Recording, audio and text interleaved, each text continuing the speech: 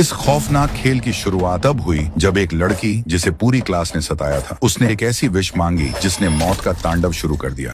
Hyeong वुक और Gion वू बचपन के पक्के यार थे, पर अब उनकी दोस्ती में वो पहले जैसी बात नहीं थी। वजह थी सेया और गियोन वू एक दूसरे से प्यार करते थे। ये राज उन्होंने अपनी दोस्ती की कसम खाकर सबसे छिपा रखा था। उनके ग्रुप की एक और लड़की नारी भी गियोन वू को पागलों की तरह चाहती थी, लेकिन उसने कभी इजहार नहीं किया था। आज मैथ्स के परिणाम का दिन था। मास्टर जी ने क्लास में घोषणा की, इस बार 2 छात्रों ने 100 में से 100 अंक हासिल किए हैं। पहला क्लास का टॉपर हाजून और दूसरा ह्योंग वुक। ह्योंग वुक का नाम सुनते ही पूरी क्लास सन्न रह गई। जो लड़का बड़ी मुश्किल से पास होता था, उसके पूरे नंबर। दोस्तों को यकीन था कि उसने चीटिंग की है। क्लास के बाद जब दोस्तों ने उसे घेरा तो ह्योंग वुक ने एक रहस्यमयी ऐप गिरिगो के बारे में बताया। जियोन वू ने तुरंत प्ले स्टोर पर ऐप सर्च किया, लेकिन वहाँ ऐसा कुछ भी नहीं था। उसी पल ह्योंग वुक ने सबको ऐप का एक प्राइवेट लिंक फॉरवर्ड कर दिया। बाकी दोस्त तो इसे बकवास समझकर हंसने लगे, लेकिन गियोन वू के मन में जिज्ञासा जाग उठी। उसने सोचा, मुफ्त की ऐप है, डाउनलोड करने में क्या हर्ज है। उसने वो ऐप इंस्टॉल कर ली। ह्योंग वुक ने उसे विश मांगने का अजीब तरीका समझाया। देख, इसे इस्तेमाल करना इतना आसान नहीं है। पहले एक कोरा कागज ले, उस पर अपना पूरा नाम और जन्म तिथि बड़े बड़े अक्षरों में लिख। फिर कैमरा ऑन करके अपनी विश के साथ उस कागज की वीडियो रिकॉर्ड कर और ऐप पर अपलोड कर दे। नारी और बाकी दोस्तों ने तंज कसा और ह्योंग वुक को पागल बताते हुए उसे वहीं अकेला छोड़कर चले गए। लेकिन हकीकत में उस गिरिगो ऐप का 24 घंटे वाला काउंटडाउन चुपचाप शुरू हो चुका था। सिया एक बहुत मेधावी एथलीट थी। नेशनल टीम में सिलेक्ट होना उसका सपना था। उसी शाम उसके कोच ने एक खुशखबरी दी, वो नेशनल टीम में सिलेक्ट हो चुकी थी। खुशी में वो जियोन वू को घर ले गई डिनर पर। उस दौरान उसने इच्छा जाहिर कि किसी तरह उसकी ट्रेनिंग एक हफ्ते के लिए टल जाती तो वे अच्छे से एंजॉय कर पाते। जियोन वू ने ऐप खोला और मजाक में विश मांग ली। खाए पिए और भूल गए। दूसरी तरफ ह्योंग वुक के फोन पर सिया का फोन आया। शायद गलती से लग गया था, क्योंकि उसके दोस्त उसकी बुराई कर रहे थे। उसके जैसा दोस्त होना शर्म की बात है। ग्रुप के बाकी दोस्त भी आग में घी डालने लगे। उन्हें अंदाजा भी नहीं था कि फोन की दूसरी तरफ ह्योंग वुक उनकी एक एक बात सुन रहा था। उसकी आंखों में आंसू थे, लेकिन दिल में नफरत की आग जल उठी थी। अगली सुबह जब ह्योंग वुक के 24 घंटे पूरे होने को आए, उसकी बॉडी अचानक अकड़ने लगी। पूरे क्लास में हंगामा मच गया। कुछ स्टूडेंट्स नर्स को बुलाने दौड़े तो कुछ उसे संभालने लगे। तभी ह्योंग वुक एकदम से नॉर्मल हुआ और उसने बैग से चाकू निकाल ली। जियोन वू उसे समझाने आया तो उसने धक्का मारकर उसे गिरा दिया। एकाएक उसके बाजू का कंट्रोल उस पर नहीं रहा। वो चाकू चलाने लगा, यहाँ तक कि खुद को भी मारने की कोशिश की। ह्योंग वुक का दिमाग उस चीज से लड़ रहा था। इससे पहले कि कुछ अनहोनी हो, उसने दोस्तों को चेतावनी दी कि सब उसके पास से भाग जाएं, पर सियाह नहीं मानी और तभी अचानक ह्योंग वुक उस पर टूट पड़ा। दोनों दरवाजा तोड़ते हुए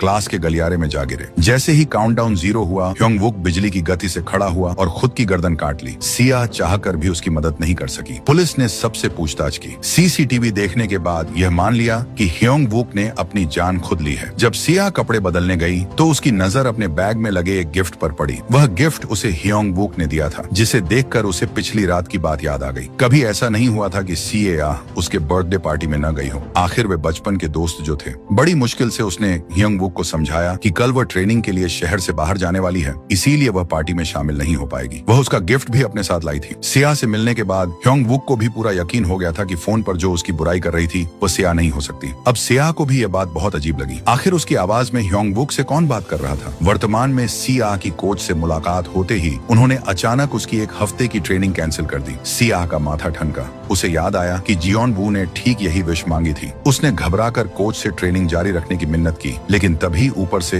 एक भारी मेटल की चीज उनके बीच आ गिरी। मौत को इतने करीब देख दोनों की रूह कांप गई और उन्होंने ट्रेनिंग कैंसिल करना ही सुरक्षित समझा। जैसे ही फैसला बदला, जियोन वू के फोन पर नोटिफिकेशन चमका। विश पूरी हुई। उसकी मौत का टाइमर अब शुरू हो चुका था। ग्रुप के टेक एक्सपर्ट हाजून ने तुरंत कमान संभाली। उसने मोबाइल फॉर्मेट मारकर गिरिगो को मिटाने की कोशिश की, लेकिन ऐप टस से मस नहीं हुई। टाइमर भी जो का त्यों चल रहा था। साफ था कि फोन तोड़ना भी बेकार होगा। अब एकमात्र रास्ता था इस ऐप के सोर्स कोड को डिकोड करना। इसकी असलियत जानने के लिए उन सब ने सीए के घर पर मिलने का प्लान बनाया, जहां लैपटॉप के जरिए वे इस डिजिटल जाल को भेदने वाले थे। घर पहुंचते ही जियोन वू के फोन की घंटी बजी। स्क्रीन पर सियह का नाम था। फोन उठाते ही उसके पैरों तले जमीन खिसक गई। कॉल पर सियह और नरी मिलकर उसका मजाक उड़ा रही थी और उसके बारे में बेहद कड़वी बातें कर रही थी। गुस्से में तमतमाया जियोन वू सीधे सिया के फ्लैट पर जा धमका, लेकिन वहाँ का मंजर देखकर वह सुन्न रह गया। सेआह तो अभी अभी नहाकर बाहर निकली थी, तो फिर वो कॉल किसकी थी? जब उसने सेआह को सब बताया तो वह कांप उठी। उसने याद दिलाया कि ह्योंग वुक ने भी मरने से पहले ठीक यही बात कही थी। खतरे की आहट भांपकर सभी दोस्त सेआह के घर जमा हुए। ग्रुप का टेक जीनियस हा जून ऐप के सिस्टम में सेंध लगाने में कामयाब तो हो गया, पर जीत की खुशी ज्यादा देर नहीं टिकी। अचानक ग्योन वू की आंखों में असहनीय जलन होने लगी। वह दर्द से कराहते हुए खिड़की के बाहर किसी अदृश्य साए की तरफ इशारा करने लगा। नारी खौफ में यह सब रिकॉर्ड कर रही थी। तभी ग्योन वू पर जैसे किसी शैतानी ताकत का कब्जा हो गया। उसने अपनी ही उंगली से अपनी आंख को लहूलुहान कर दिया और पागलों की तरह चिल्लाने लगा, निकालो इसे यहाँ से। कमरे में खौफ का सन्नाटा पसर गया जब जियन वू को एक लड़की की रूह दिखाई दी। ऐप का टाइमर फिर से टिक टिक करने लगा था। पजेस हो चुका जियोन वू अब एक हिंसक दरिंदा बन चुका था। उसने सेआह को बेरहमी से पीटा और फिर हा जून का गला दबोच लिया। उसकी आवाज बदली हुई थी, इस डिजिटल खेल में टांग अड़ाकर तुमने अपनी मौत पक्की कर ली है, अब सब मरेंगे। हा जून की सांसें थमने ही वाली थीं कि सेआह ने पीछे से भारी वार करके ग्योन वू को बेहोश कर दिया। हॉस्पिटल में सन्नाटा था, पर बाहर मौत का खेल जारी था। तभी हा जून के पास उसकी बहन का फोन आया, जो अलौकिक शक्तियों की जानकार थी। उसने चीखते हुए चेतावनी दी, हा जून, उस ऐप से फौरन दूर हो जाओ। वह कोई साधारण सॉफ्टवेयर नहीं, बल्कि एक डिजिटल कर्स है जो वीडियो और फोटो के जरिए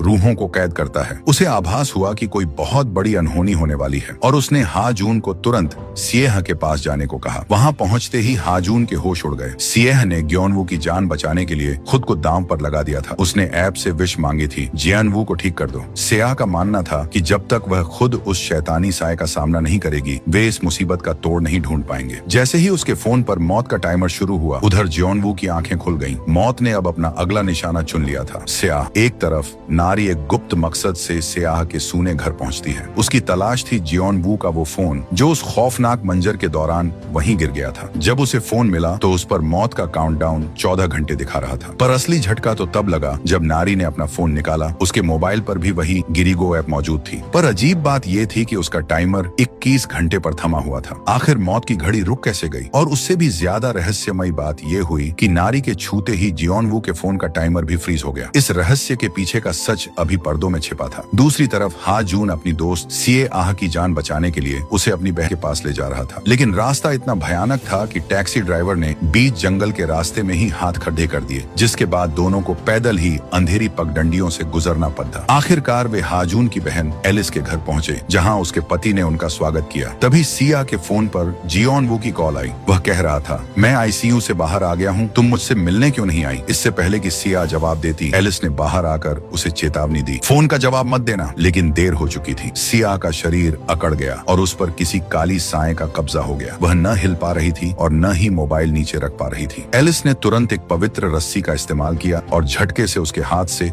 वो श्रापित फोन छुड़वाया। वो समझ गई थी कि सिया की रूह को वो ईवल एंटिटी अपने साथ ले गई है। अनुष्ठान शुरू हुआ। हाजून को एक कमरे में बंद कर एलिस और उसका पति बांगवुल मंत्रोच्चार करने लगे। अचानक सिया की आंखें खुली, पर वह उस आत्मा की दुनिया में थी जहाँ पर उसकी आत्मा कैद की गई थी। एलिस ने वहाँ प्रकट होकर उसे बताया कि उसकी आत्मा यहीं पर कैद हो चुकी है। यहाँ से बचने का सिर्फ एक रास्ता है, 3 दरवाजे जिन्हें एलिस और बैंगवुल अपने रिचुअल की शक्ति से बनाएंगे। बैंगवुल ने जैसे ही पहली अगरबत्ती जलाई, उस रूहानी दुनिया में पहला दरवाजा उभर आया। एलिस ने सीए को एक रक्षा कवच बांधा और सख्त हिदायत दी, चाहे जो हो जाए पीछे मुड़कर मत देखना। अगर तुमने मुझे देख लिया तो वो रूह भी मुझे देख लेगी और हम दोनों यहीं फंस जाएंगे। तुम्हें अपने डर का सामना अकेले करना होगा। जैसे ही एलिस ने अपना मास्क पहना, वह अदृश्य हो गई। सिया ने कांपते कदमों से पहला दरवाजा पार किया और खुद को अपने ही स्कूल के गलियारे में पाया। चारों तरफ सन्नाटा था। उसने टॉर्च की रोशनी में दूसरे दरवाजे की तलाश शुरू की। तभी ठंडी आहट सुनाई दी। खौफ के मारे सिया भागने लगी, लेकिन वह साया बिजली की गति से उसके सामने आ गया। सिया की चीख निकल गई जब उसने देखा कि ह्योंग वुक एक बार फिर उसके सामने अपनी गर्दन काट रहा है। इधर हकीकत की दुनिया में एलिस ने बैंगवुल को इशारा किया और उन्होंने दूसरी अगरबत्ती प्रज्वलित कर दी। दरवाजा खुलते ही सिया एक नए मंजर में थी। इस बार उसके सामने उसके माता पिता थे, जिनकी एक कार हादसे में मौत हो गई थी। अपने माता पिता को देख सिया की आंखें भर आईं, पर वह जानती थी कि यह उस रूह का बिछाया जाल है। वह जैसे ही आगे बढ़ी, उसकी माँ ने उसका पैर पकड़ लिया और उसे भावनाओं के जाल में फंसाने लगी। उधर असली दुनिया में संकट गहराता जा रहा था। अगरबत्ती बुझने को थी। बैंगवुल ने उसे वापस लौटने की चेतावनी दी, क्योंकि अगर दिया बुझ गया तो एलिस भी हमेशा के लिए उसी रूहानी दुनिया में कैद रह जाएगी। पर एलिस सीए को मौत के मुंह में अकेला छोड़ने को तैयार नहीं थी। वहाँ सीए ने अपने दिल पर पत्थर रखा और अपनी माँ के साये को नजरअंदाज कर भागते हुए तीसरा दरवाजा खोल दिया। जैसे ही उसने दरवाजा पार किया, उसे लगा कि वह वापस एलिस के घर पहुंच गई है। उसके सामने हाजून और बैंगबुल बैठे थे। सियाह ने जब एलिस के बारे में पूछा तो उन्होंने बड्ढे शांत भाव से कहा वह थक गई है और आराम कर रही है। लेकिन तभी हवा में एलिस की कांपती हुई आवाज गूंजी, सियाह, यह हकीकत नहीं है, यह तीसरा दरवाजा एक धोखा है, तुम अभी भी उसी दुनिया में हो। बैंगबुल ने फौरन बात पलटी और कहा, लगता है तुम्हारे साथ कोई प्रेत इस दुनिया में आ गया है। एलिस ने पीछे देखने से मना किया था, पर अब तुम्हें पीछे मुड़कर देखना ही होगा, तभी मैं इसे रोक पाऊंगा। एलिस की रूहानी आवाज लगातार से आह को आगाह कर रही थी, इनकी बातों में मत आना, असली दरवाजा ढूंढो और भागो यहाँ से। अचानक हाजून का चेहरा बदला और वह चिल्लाया, तुम्हें बचाने के लिए मैंने उस ऐप पर विश मांगी थी, पीछे देखो। भ्रमित होकर सियाह ने जैसे ही पीछे मुड़कर देखा, उसने वही गलती कर दी जिसका डर था। उस शैतानी ताकत ने एलिस को देख लिया। अब सियाह के साथ साथ एलिस की जान भी खतरे में पड़ गई। उन्हें अब मिलकर इस मायावी दुनिया से बाहर निकलना था। सियाह की नजर अपनी कलाई पर बंधे उस लाल धागे पर पड़ी जो उसे सही रास्ता दिखा रहा था। वह उस धागे के पीछे भागी जहां हवा में सैकड़ों लाशें झूलने लगी थी। मंजर इतना खौफनाक था कि सियाह फिर से पजेस होने लगी। तभी उसे उस लड़की की रूह दिखी जिसके सामने एक सुर्ख लाल रंग का मोबाइल पड़ा था, वही मोबाइल जिससे वह धागा जुड़ा था। ठीक उसी पल एलिस ने वहां पहुंचकर सियाह के हाथ का वो धागा तोड़ दिया। धागा टूटते ही सियाह का भ्रम टूटा और उसे होश आ गया। सामने ही असली दुनिया का आखिरी द्वार चमक रहा था। दोनों मौत को पीछे छोड़ उस दरवाजे की तरफ झपटी। उस शैतानी ताकत ने उन पर आखिरी हमला किया, पर एलिस की सूझबूझ से दोनों ने छलांग लगाई और हकीकत की दुनिया में वापस लौट आई। जैसे ही वे वापस पहुंची, सियाह के फोन का वो खूनी टाइमर हमेशा के लिए रुक गया। एलिस उन्हें आगाह करती है कि खतरा अभी टला नहीं है। वह समझाती है कि जो धागा टूटा है उसने सिर्फ सियाह का उस रूहानी दुनिया से संपर्क काटा है, लेकिन उस श्राप का वजूद अब भी बरकरार है। इस तबाही को हमेशा के लिए रोकने के लिए उन्हें उस कड्डी को मिटाना होगा जिसने रूहों की दुनिया को इंसानी दुनिया से जोड़ रखा है। एलिस खुलासा करती है कि तीसरे दरवाजे पर जो सुर्ख लाल मोबाइल दिखा था वही इस सारे फसाद की जड़ है और सियाह को ही उसे ढूंढ कर लाना होगा। जब हाजुन ने किसी और के जाने की बात पूछी तो एलिस ने साफ कर दिया कि सिर्फ सियाह ही उस मोबाइल को छू सकती है, क्योंकि उसकी रूह अभी भी उस श्राप के प्रभाव में है। दूसरी तरफ अस्पताल में नारी की मुलाकात जियोनवू से होती है। नारी उसे वह खौफनाक वीडियो दिखाती है जिसमें जियोनवू पर उस साये का कब्जा था। उसी रात सियाह की नींद तब उचट गई जब उसे अपने ऊपर खून की बूंदें गिरती महसूस हुई। आंखें खोलते ही उसके सामने एक ऐसी लड़की की रूह दिखी जिसकी गर्दन कटी हुई थी। उस रूह ने खामोशी से सियाह को पीछे मुड़ने का इशारा किया।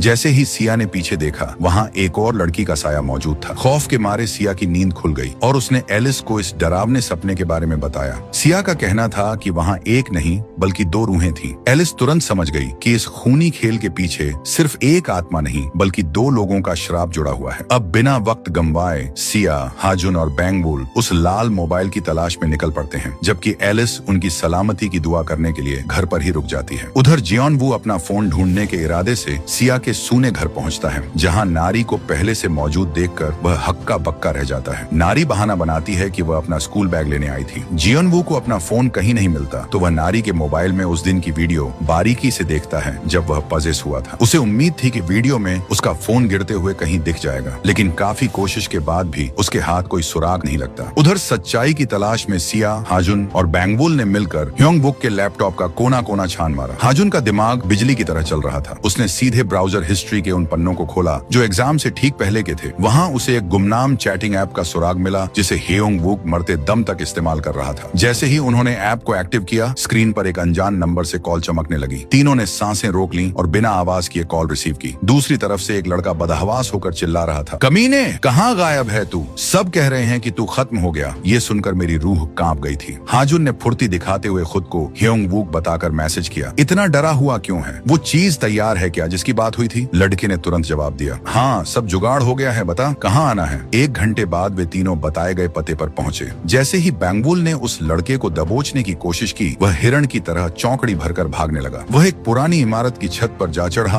और सीढ़ी ही गिरा दी। उसे लगा कि वह बच गया, पर अपनी एथलीट स्किल्स का इस्तेमाल करते हुए सियाह ने एक लंबी छलांग लगाई और सीधे छत पर पहुंचकर उसे दबोच लिया। आखिरकार लड़के ने गिड़गिड़ाते हुए सच उगल दिया, मैं तो सिर्फ उसे पढ़ाई में फोकस बढ़ाने वाली दवाइयां देता था, उसने बताया। लेकिन जब सियाह ने उस पर गिरिगो ऐप का लिंक भेजने का आरोप लगाया तो वह बोला, मैंने जिस पोस्ट में वो लिंक डाला था उसमें साफ साफ खतरों के बारे में लिखा था। उसने बिना पढ़े क्लिक किया तो इसमें मेरी क्या गलती? हाजुन ने उसका फोन छीना, पर वो पोस्ट गायब थी। लड़का आगे बोला, उस पोस्ट में 2 लड़कियों की फोटो थी, क्वॉन सी वॉन और डो हियरयोंग। पूरा स्कूल जानता था कि कि डो हियर योंग की माँ एक पागल तांत्रिक है। हाजुन ने फौरन लैपटॉप से वो डिलीट की हुई फोटो रिकवर कर ली। तस्वीरों को देखते ही सिया के चेहरे का रंग उड़ गया। उसने कांपती आवाज में कहा, मैंने अपने सपने में जिन दो रूहों को देखा था वो शायद यही थी। अब समझ आया कि ये कर्ज एक नहीं बल्कि दो जिंदगियों की नफरत से जन्मा है। बैंगबुल ने उस लड़के से पागल तांत्रिक के घर का पता लिया और उसे छोड़कर सीधे अपनी अगली मंजिल की तरफ निकल पड़े। अंधेरी रात और सुनसान रास्ते पर चलते हुए आखिरकार उन्हें एक रोशनी की किरण दिखाई दी। वह एक वीरान सा घर था जहाँ एक बुजुर्ग महिला रहती थी। जब उन्होंने उस तांत्रिक के बारे में पूछा तो औरत ने रास्ता तो बता दिया, लेकिन साथ ही एक चौंकाने वाला खुलासा भी किया। वह तांत्रिक 3 साल पहले ही दम तोड़ चुकी थी। हाजुन ने उन दो लड़कियों की तस्वीर दिखाई और पूछा कि इनमें से उसकी बेटी कौन है। तो उस औरत ने डो हियर योंग के बजाय क्वॉन सिवोन की फोटो पर उंगली रखी, यानी सिवोन ही उस तांत्रिक की वारिस थी। वे तीनों अब उस तांत्रिक के पुराने घर पहुंचे। बैंगबुल ने सुरक्षा के लिहाज से सिया और हाजुन के चारों तरफ एक रक्षा घेरा खींच दिया और उन्हें सख्त हिदायत दी कि चाहे जो हो जाए इस दायरे से बाहर कदम मत रखना। इसके बाद वह खुद उस रहस्यमयी घर के भीतर दाखिल हुआ। तलाशी के दौरान उसे एक दीवार कुछ अजीब लगी। वहाँ से पुरानी शीट हटाई तो पीछे एक गुप्त कमरा मिला। वह कमरा किसी भयानक अनुष्ठान के लिए इस्तेमाल होता था। वहाँ स्कूल यूनिफॉर्म में लिपटे किसी लड़की के बाल रखे थे जिन पर कोई काला जादू किया गया था। तभी बाहर खड़ी सिया को फिर से वही रूह दिखाई दी। वह अनजाने में ही उस सुरक्षा दायरे को पार कर उस साये के पीछे खींची चली गई। उसे बचाने के चक्कर में हाजुन भी बाहर आ गया। वह रूह सिया को एक सुनसान दीवार के पास ले गई और जमीन की तरफ इशारा किया। सिया ने जब वहाँ से मिट्टी हटाई तो उसे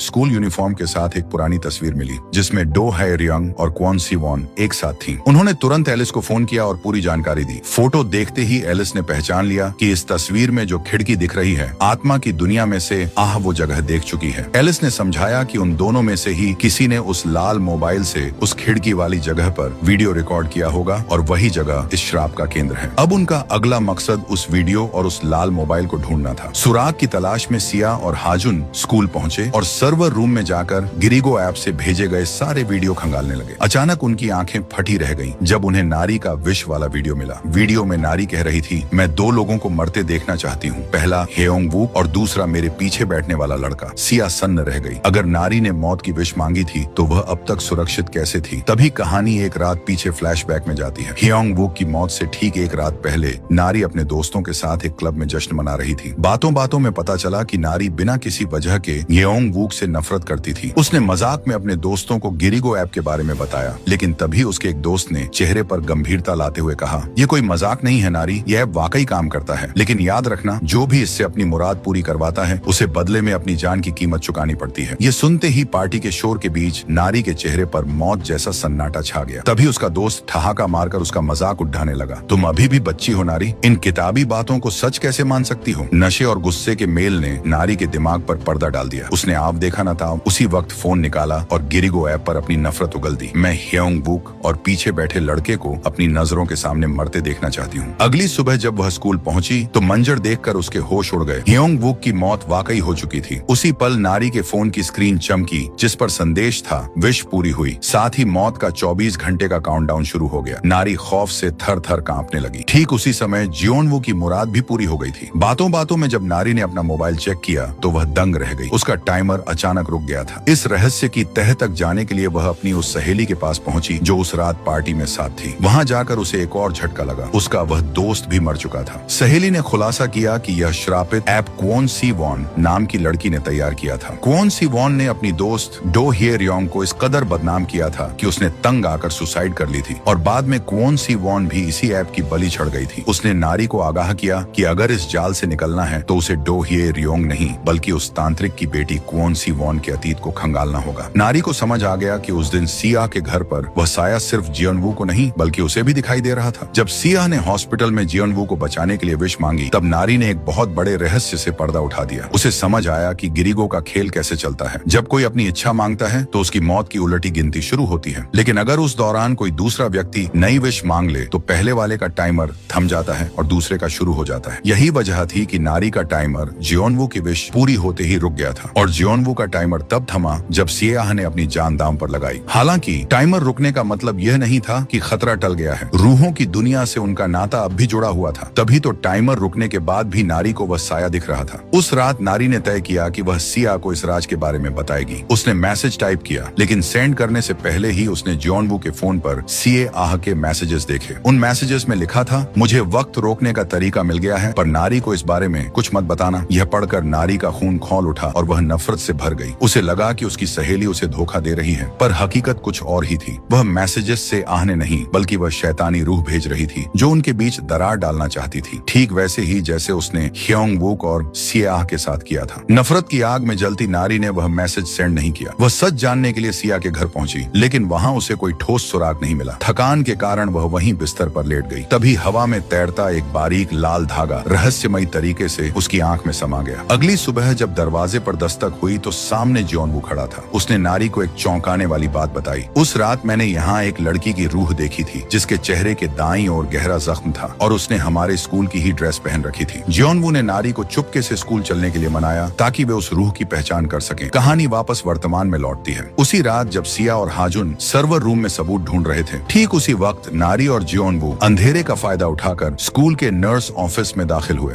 फाइलों को खंगालते हुए उन्हें क्वॉन सीवॉन का रिकॉर्ड में उसके चेहरे के दाएं तरफ ठीक वैसा ही जख्म था जैसा जियोनवू ने बताया था। जियोनवू ने नारी की आंखों में देखते हुए कहा, मैं जानता हूँ तुमने भी उसे देखा है। उस दिन तुम वीडियो में उस खाली जगह को रिकॉर्ड कर रही थी जहाँ वह खड़ी थी। नारी को लगा कि जियोनवू उसे डराने की कोशिश कर रहा है। उसने गुस्से में उसे वो मैसेजेस दिखाए जो सिया के नाम से आए थे। जियोनवू ने सिर पीट लिया और बोला, पागल हो गई हो क्या? मैंने तो अपनी सिम बंद करवा दी थी, तो मेरे नंबर से कोई मैसेज कैसे जा सकता है? उसने नारी को समझाया कि यह सब उस रूह का रचा हुआ प्रपंच है। इसी दबाव में आकर नारी ने कबूल कर लिया कि ह्योंग वुक की मौत के पीछे उसकी मांगी हुई विश थी। जियोनवू अभी सदमे में ही था कि अचानक वही लाल धागा फिर से नारी की आंख में चुभने लगा। वह पूरी तरह पजेस हो गई और एक नुकीली कैंची उठाकर जियोनवू के पेट में घोंप दी। खून से लथपथ जियोनवू उसे रोकने की कोशिश करता रहा, पर नारी उसे कमरे में बंद कर भाग निकली। जियोनवू ने दरवाजा तोड़ने की कोशिश की, तभी उसके सामने वही खौफनाक आत्मा प्रकट हो गई। वह जिस तरफ भागता वह रूह रास्ता रोक लेती। देखते ही देखते उस साये ने जियोनवू के शरीर को अपने काबू में ले लिया और वह बेबस होकर अपने ही नाखूनों से अपनी गर्दन को चीरने लगा। इधर स्कूल के बाहर खड़ी गाड़ी में बैंगवूल को किसी बुरी ताकत का एहसास हुआ। वह फौरन अंदर पहुंचा। उसने मंत्रों से अभिमंत्रित एक खंजर उस रूह की तरफ फेंका, जिससे वह साया एक पल के लिए ओझल हो गया और जियोनवू की जान बच गई। लेकिन वह रूह हार मानने वाली नहीं थी। उसने पलक झपकते ही कांच का एक नुकीला टुकड़ा उठाया और बड़ी बेरहमी से बैंगवूल की आंख में घुसा दिया। पूरा गलियारा उसकी दर्दनाक चीख से गूंज उठा। इधर सिया और हाजुन गिरिगो ऐप का पूरा डेटा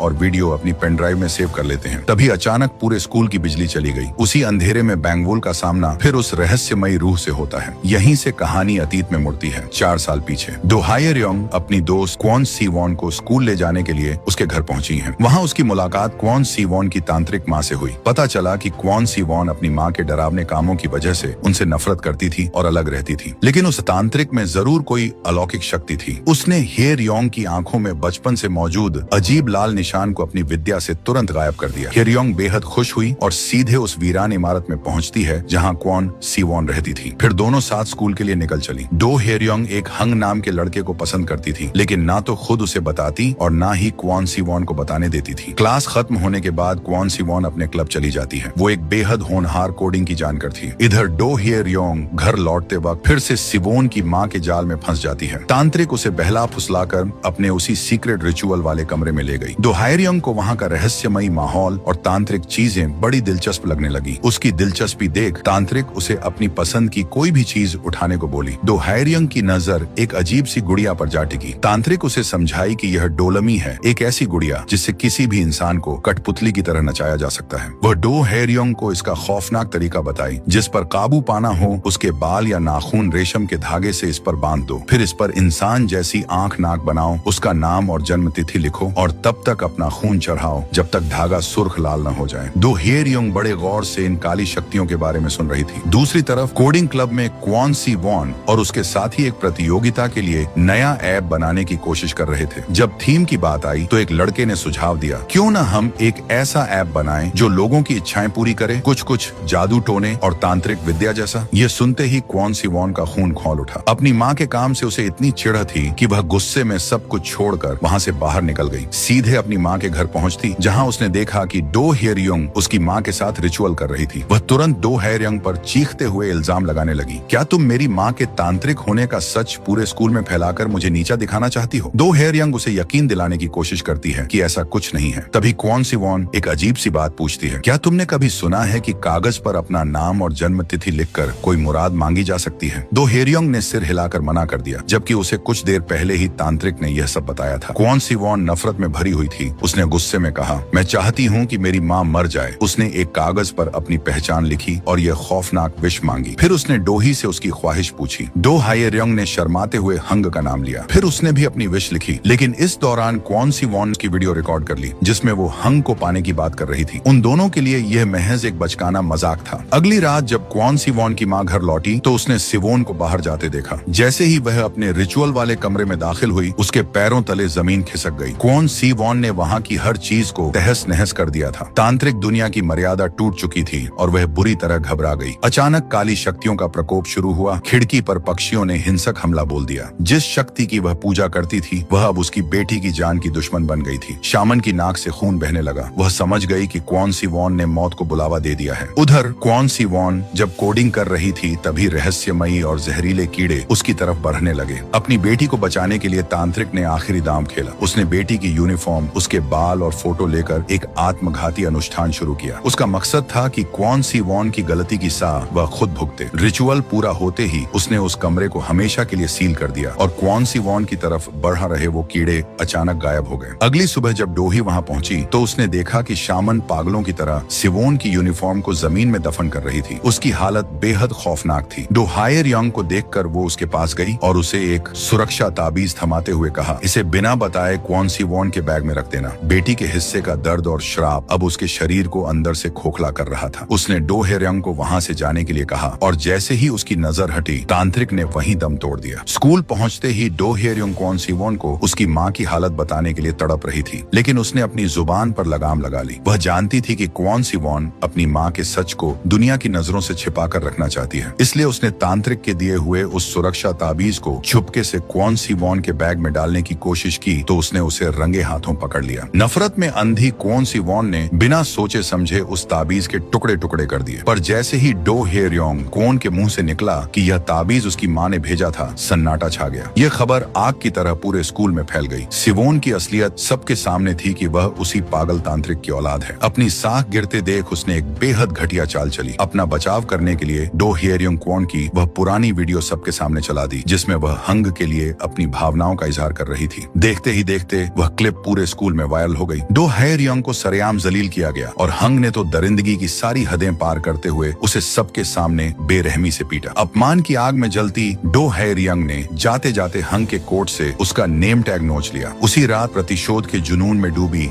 डो हेयरयोंग सिवोन के ठिकाने पर पहुंची और वहां से उसके बाल जुटाए। उसने 2 डोलमी तैयार की, एक में क्वॉन सिवोन के बाल और दूसरी में हंग का नेम टैग लगाकर उन पर उनकी जन्म तिथि लिख दी। फिर उसने गिरिगो ऐप का कैमरा ऑन किया और अपनी आखिरी खौफनाक विश मांगी, मैं चाहती हूँ कि तुम सब मर जाओ। ये कहते ही उसने अपनी गर्दन पर वार किया और अपनी जान दे दी। यही वह भयावह शुरुआत थी जहाँ से ये सब शुरू हुआ था। डो हेयरयोंग की मौत के बाद वह वीडियो एक ऐसा डिजिटल कर्स बन गई जिसे न तो मिटाया जा सकता था और न ही रोका जा सकता था। क्वॉन सिवॉन और हंग ने पागलों की तरह उस वीडियो को सर्वर से डिलीट करने की कोशिश की, लेकिन नाकाम रहे। अचानक स्कूल की हर स्क्रीन पर डो हेयरयोंग का चेहरा उभर आया। देखते ही देखते हंग के शरीर पर किसी काली रूह का कब्जा हो गया और उसने अपनी ही गर्दन काट ली। उधर क्वॉन सिवॉन भी खुद को कांच के टुकड़ों से लहूलुहान करने लगी। चीख और खून के बीच उन दोनों का अंत हो गया। जैसे ही दोनों की सांसें थमी, अंधेरे कमरे में पड़े डो हेयरयोंग के फोन की स्क्रीन चमकी और उस पर एक आखिरी नोटिफिकेशन आया, आपकी मुराद पूरी हो चुकी है। प्रेजेंट में लौटते ही मंजर और भी भयानक हो जाता है। नारी के हाथों में एक लोहे की भारी रॉड है और वह बिना सोचे समझे सिया और हाजुन पर जानलेवा वार करने लगती है। सिया उसे यकीन दिलाना चाहिए कि ह्योंग वूक वाली बात सिर्फ एक बचकाना मजाक थी। एलिस उन्हें इस दलदल से निकाल सकती है, लेकिन नारी के शरीर पर अब उसका अपना कोई बस नहीं था। वह रूहानी ताकत उसे एक कठपुतली की तरह इस्तेमाल कर रही थी। तभी वहाँ बैंगवुल लड़खड़ाते हुए पहुंचा। उस कांच के टुकड़े ने भले ही उसकी एक आंख छीन ली थी, लेकिन उसे एक खौफनाक वरदान दे दिया था। अब वह अपनी उस जख्मी आंख से उन रूहों को देख सकता था जिन्हें कोई और नहीं देख पा रहा था। उसने फौरन मंत्रों से अभिमंत्रित खंजर निकाला, पर इससे पहले कि वह वार करता, उस अदृश्य साये ने उसे हवा में उछाल दिया और घसीटते हुए अंधेरे गलियारे में ले गई। किसी तरह वे सब बचकर अस्पताल पहुंचे। वहां पट्टियों में लिपटा बांगबुल खुलासा किया कि अब वह रूहों की दुनिया और इंसानी दुनिया के बीच का पुल बन चुका है। वे चारों मिलकर डो हायर यंग की उस पहली खौफनाक वीडियो को गौर से देखते हैं। उन्हें समझ आ जाता है कि यही वह 0 पॉइंट है जहां से गिरिगो ऐप का यह डिजिटल श्राप शुरू हुआ था। सिया को अब अपना लक्ष्य साफ दिखने लगा था। उसे उसी लाल मोबाइल को ढूंढकर खत्म करना होगा जिससे यह तबाही फैली थी। हाजुन अपनी तकनीक का इस्तेमाल कर वीडियो के मेटाडेटा से उस सटीक लोकेशन को ट्रेस कर लिया। वे सब उस वीरान जगह के लिए रवाना हो गए, लेकिन मौत उनके पीछे लगी थी। रास्ते में उनकी कार एक ट्रक से जा टकराई। पता चला ट्रक में कोई ड्राइवर नहीं था। साफ था कि यह हमला उस रूह ने किया था। तभी अचानक ऊंचाई से एक लोहे का पाइप गिर पड़ा। सिया को बचाने की कोशिश में वह पाइप बैंगबुल के शरीर के आर पार हो गई। अपनी आखिरी सांसें लेते हुए वह कराहते हुए बोला, सिया सिर्फ तुम ही उस मोबाइल को हाथ लगा सकती हो, सिर्फ तुम। वह अपना पवित्र खंजर जियोनवू के हवाले किया और एक आखिरी चेतावनी दी, अगर यह खंजर अपने आप घूमने लगे तो समझ लेना कि वह साया तुम्हारे बिल्कुल करीब है। इसके बाद सिया और जियोनवू अकेले ही उस अंधेरी मंजिल की ओर बढ़ जाते हैं जहां यह खेल खत्म होना था। सिया और जियोनवू के जाते ही हाजून बैंगबुल को मरते हालत में अस्पताल ले गया। उधर सिया और जियोनवू उस वीरान और खौफनाक इमारत के अंदर दाखिल होते हैं। उस कमरे तक पहुंचने का रास्ता पूरी तरह ढह चुका था जहां वह मोबाइल मौजूद था। सिया ने अपनी एथलीट फुर्ती दिखाई और मौत को चकमा देते हुए एक लंबी छलांग लगाकर उस पार पहुंच गई। जैसे ही उसने कमरे में कदम रखा, उसे सामने वही शापित लाल मोबाइल चमकता हुआ दिखाई दिया। सिया ने उसे उठाने के लिए हाथ बढ़ाया ही था